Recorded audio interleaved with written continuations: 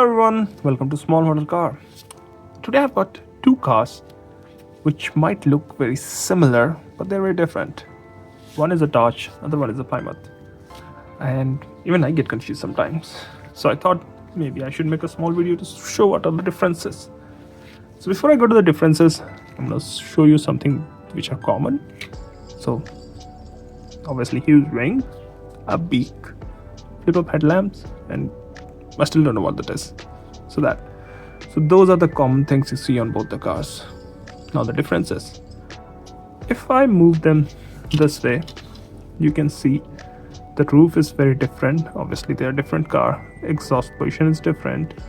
Fender is different.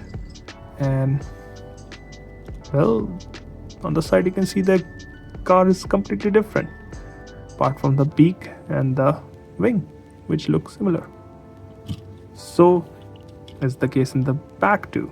You see the back is different tail lamp, different bumper, different design, and even the position of the wing is very different. If I put them side by side, you can see the wing on the Charger is much more backwards, whereas on the Plymouth Superbird it's slightly forward, not completely back, and that is because the trunk on the Plymouth seems a bit bigger than what you see on the Charger.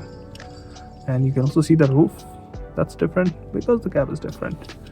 So they might look the same, but both of them are very different cars, and they are, something from an era which you won't see anymore. So if you can find these, I think you should get these, and they will make a nice set.